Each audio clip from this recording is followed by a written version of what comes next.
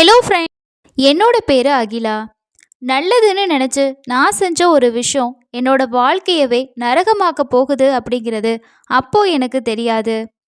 எனக்கு 14 வயசு இருக்கும். என்னோட அப்பா 18 வயசு இருக்கக்கூடிய ஒரு பையனை வீட்டு வேலை செய்கிறதுக்காக கூட்டிகிட்டு வந்தாரு. அந்த பையனோட பேரு சிவா. அவன் பார்க்குறதுக்கு அழகாவும் படித்தவன் மாதிரியும் இருந்தான். இவனை வேலைக்காரன் அப்படின்னு சொன்னா யாருமே நம்ப மாட்டாங்க. என்னோட அப்பா கவர்மெண்ட்ல பெரிய போஸ்டிங்ல வேலை பார்க்குறாரு. என்னோட அம்மா 10th வரைக்கும் தான் படிச்சிருக்காங்க. அவங்க எந்த வேலைக்கு போகாம வீட்டை பார்த்துக்கிட்டு ஹவுஸ் ஒய்ஃபாக இருக்காங்க. அப்பா படிச்ச பொண்ணை தான் கல்யாணம் பண்ணிக்கணும் அப்படின்னு இருந்தாரு. ஆனால் என்னோட தாத்தா கட்டாயப்படுத்தினால வேற வழி இல்லாமல் அம்மாவை கல்யாணம் பண்ணிக்கிட்டாங்க. அதனால என்னோட அப்பாவுக்கு அம்மாவை எப்போவுமே பிடிக்காது, திட்டிக்கிட்டே தான் இருப்பாரு. எனக்கு 6 வயசுல ஒரு தம்பியும் இருக்கான். முதல்ல சிவா எங்கள் வீட்டுக்கு வர்றப்ப அவனை பார்க்கையில் ரொம்ப சோகமாகவே இருப்பான். அவனை பார்க்கறதுக்கே ரொம்பவே பாவமாக இருக்கும். இதுக்கு முன்னாடி எந்த பையனை பார்த்தாலும் கோபமாக அவங்க கூட சண்டை போடுற பழக்கம் தான் எனக்கு இருந்துச்சு. ஆனால் ஏன்னு தெரியல, சிவாவை பார்க்குறப்ப மட்டும் பாவமாக தோணுச்சு. சிவாவும் கொஞ்ச நாள்லேயே எங்கள் குடும்பத்தில் ஒரு ஆளாகிட்டான். எல்லா வேலையுமே செய்வான். சமையல் வேலை, வீட்டை துடைக்கிறது, பாத்திரம் கழுவுறது, தோட்டத்தை பார்த்துக்கிறது, இன்னும் அம்மா சொல்லக்கூடிய எல்லா வேலையும் முடியாது அப்படின்னு சொல்லாமல் எல்லாமே சலிக்காமல் செய்வான். சிவா வந்ததுக்கப்புறமா என்னோட அம்மாவுக்கு வீட்டு வேலை செய்கிறதுல ரொம்பவே உதவியாக இருந்தான். சிவாவை என்னோட அம்மாவுக்கு சுத்தமாக பிடிக்காது. ஏன்னா அவனை எங்கள் அப்பாவுக்கு ரொம்ப பிடிக்கும். அப்பாவுக்கு எந்த விஷயம்லாம் பிடிக்குதோ அந்த விஷயம் அம்மாவுக்கு சுத்தமாக பிடிக்காது. அப்பாவுக்கு என்னையும் தம்பியையும் ரொம்பவே பிடிக்கும். எப்போவுமே பாசமாக நடந்துக்குவார். இதனாலவே அம்மா எங்ககிட்ட கோவமா சிடுசிடுன்னு தான் எப்போ பார்த்தாலும் பேசுவாங்க. வீட்டில் அப்பாவுக்கும் அம்மாவுக்கும் அடிக்கடி சின்ன சின்ன சண்டை வந்துக்கிட்டே தான் இருக்கும். சண்டை வர்றப்ப எங்களை பார்த்துட்டாங்க அப்படின்னா 2 பேருமே அமைதியாகி அந்த இடத்துலேருந்து போயிடுவாங்க. சிவா மேலே அப்பா அதிகமான நம்பிக்கையை வச்சுருந்தாரு. அதனால தான் என்னையே தம்பியும் ஸ்கூலுக்கு அனுப்புறது, கூட்டிகிட்டு வர்றது, இது எல்லாத்தையுமே சிவா தான் பார்த்துக்கிட்டான். சிவாவுக்கு கார் ஓட்டவும் தெரிஞ்சுது. இந்த சின்ன வயசுலேயே இவ்வளோ விஷயங்களை தெரிஞ்சு வச்சிருக்கானே அப்படின்னு சொல்லி சிவாவை பார்க்கும்போது எனக்கு ஆச்சரியமாக தான் இருக்கும். சிவா கூட ஸ்கூல் போயிட்டு வர்றது எங்களுக்கு ரொம்ப பாதுகாப்பாகவே இருந்துச்சு. சில டைம் வர்ற வழியில் எங்கள் தெருவில் இருக்கக்கூடிய பசங்க என்னை கிண்டல் பண்ணால் கூட சிவா அவங்கள தட்டி கேட்டு சண்டை போடக்கூட போவான். இதனால சிவா மேலே எனக்கு இருந்த மரியாதை நாளுக்கு நாள் அதிகமாகிட்டே போச்சு. இப்படியே 4 வருஷம் ஓடி போச்சு. நானும் இப்போ காலேஜ் படிச்சுக்கிட்டு இருக்கேன். என்னோட அப்பாவுக்கும் அம்மாவுக்கும் இப்போ சண்டை அதிகமாகிட்டே போச்சு. சின்ன சின்ன விஷயத்துக்கு கூட அம்மா அப்பா கிட்ட சண்டை போட ஆரம்பிச்சாங்க. டெய்லியும் எங்கள் வீட்டில் ஈவினிங் அப்பா வந்ததுக்கப்புறம் ஒரே சண்டையாக தான் இருந்துச்சு.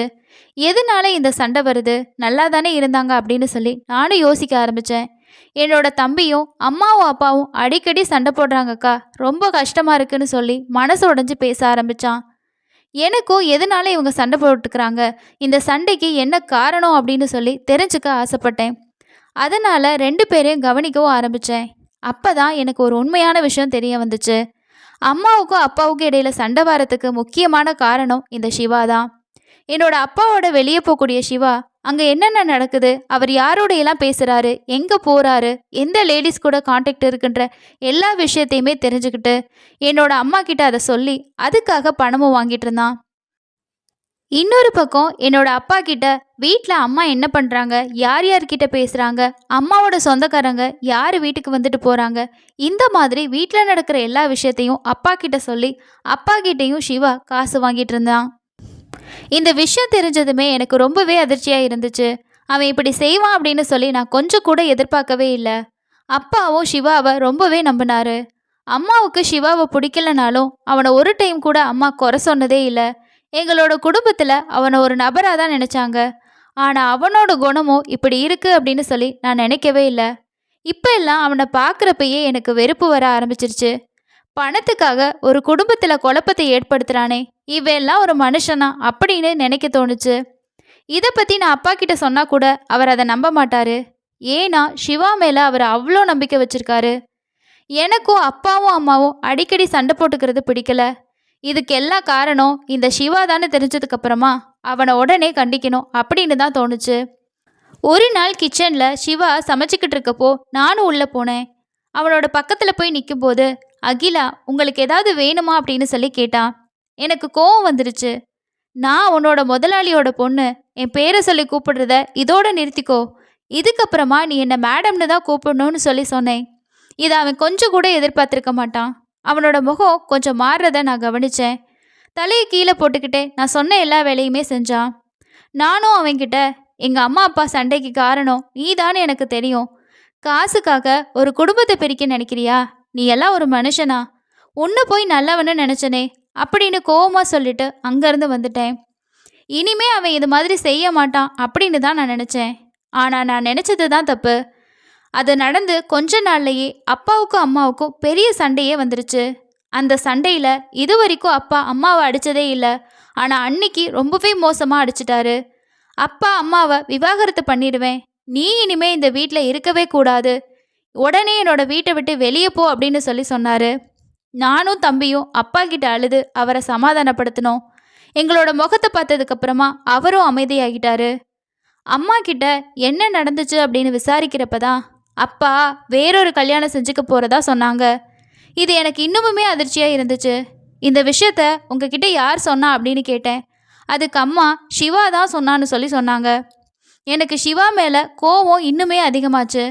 இவனை இப்படியே விட்டா நம்மளோட குடும்பத்தை சின்ன பின்னமாக்கிடுவான் அப்படின்னு யோசிச்சு இவனை உடனே வீட்டை விட்டு வெளியே அனுப்பிடணும். அதுக்கு என்ன பண்ணலாம் அப்படின்னு சொல்லி யோசிக்க ஆரம்பித்தேன். அப்போ தான் எனக்கு ஒரு மோசமான யோசனை வந்துச்சு. இது செய்கிறது தப்பு தான். ஆனால் என்னோட குடும்பத்தை காப்பாற்றுறதுக்கு வேற வழியே தெரியல. என்னோட அப்பாவும் அம்மாவும் பிரிஞ்சு போயிட்டாங்கன்னா நானும் என்னோட தம்பியும் என்ன ஆகும்? அதுக்கப்புறம் எங்களோட குடும்பம் என்ன ஆகும் அப்படின்னு யோசிக்கும் போதே இந்த விஷயத்த செய்கிறதுனால வரக்கூடிய விளைவு பெருசாக எனக்கு தெரியல. அதனால கிச்சனில் வேலை பார்த்துட்டு இருந்த சிவா கிட்ட, எனக்கு தலைவலியாக இருக்குது, ஒரு காஃபி போட்டு என்னோட ரூம்க்கு எடுத்துட்டு வா அப்படின்னு சொல்லிட்டு என்னோட ரூம்க்கு போனேன். அவனும் கொஞ்ச நேரத்தில் வேலையை முடிச்சுட்டு காஃபி போட்டு எடுத்துகிட்டு வந்தான். காஃபியை உள்ளே இருக்கக்கூடிய டேபிளில் வச்சுட்டு போ அப்படின்னு சொல்லி சொன்னேன். அவன் ரூம்குள்ளே வந்து அந்த டேபிளில் காஃபியை வைக்கிற நேரத்தில் நான் ரூமோட கதவை உள்பக்கமாக பூட்டிக்கிட்டேன். ரூமை லாக் பண்ணுற சவுண்ட் கேட்டதுமே பயந்து போயிட்டு சிவா அப்படியே நின்றுட்டு இருந்தான். இதுதான் சரியான டைம் அப்படின்னு சொல்லி என்னோட ட்ரெஸ் எல்லாம் கிழிக்க ஆரம்பிச்சிட்டேன். இதை அவன் கொஞ்சம் கூட எதிர்பார்க்கவே இல்லை. பதட்டமாக என்னையே பார்த்துட்டு இருந்தான். துணியை கிழிச்ச அடுத்த நிமிஷமே நான் சத்தம் போட ஆரம்பித்தேன். என்னோட சத்தத்தை கேட்டு பக்கத்து ரூமில் இருந்த அப்பாவும் அம்மாவும் என்ன ஆச்சு மகளுக்கு அப்படின்னு சொல்லி ஓடி வர ஆரம்பித்தாங்க. அப்போ தான் இந்த சிவா என்கிட்ட தப்பாக நடக்க முயற்சி பண்ணான் அப்படின்னு சொல்லி அப்பா கிட்ட கத்தி கதிர ஆரம்பித்தேன். இதை கேட்டதுமே அப்பாவுக்கு ரொம்பவே கோவம் வந்துருச்சு. சிவாவை அங்கேயே போட்டு பயங்கரமாக அடிக்க ஆரம்பித்தாரு. சிவாவும், நான் அப்படி எதுவுமே பண்ணலை முதலாளி, என்னை விட்டுருங்க, அந்த அம்மா பொய் சொல்கிறாங்க அப்படின்னு சொல்லி எவ்வளவோ சொன்னான். ஆனால் அப்பா கேட்காம சிவாவை ரொம்பவே அடிக்க ஆரம்பித்தாரு. உன்னையெல்லாம் சும்மாவே விடக்கூடாது. பாவத்துக்கு வேலைக்கு உன்னை வீட்டில் வச்சுருந்தா என்னோட பொண்ணு மேலேயே கை வைக்கிறியா? உன்னையெல்லாம் சும்மாவே விடக்கூடாது, உன்னை போலீஸில் பிடிச்சி கொடுக்கணும்னு அப்பா சொன்னார். அதுக்கு சிவா, முதலாளி, இன்னைக்கு நீங்கள் என்ன வேணால் தண்டனை வேணாலும் கொடுங்க, ஆனால் போலீஸில் மட்டும் என்னை பிடிச்சி கொடுத்துறாதீங்க, விட்டுருங்க அப்படின்னு சொல்லி எவ்வளவோ கெஞ்சி பார்த்தான். ஆனால் அப்பா அவனை விடுற மாதிரி இல்லை. அம்மா கிட்ட சொல்லி பக்கத்து ரூமில் இருந்த கொஞ்சம் நகையும் பணத்தையும் ஒரு பேக்கில் போட்டு எடுத்துகிட்டு வர சொல்லி அப்பா அவனோட கையில் கொடுத்து வீட்டில் இருந்து பணத்தையும் நகையும் திருடி போகிறதுக்கு முயற்சி பண்ணான்.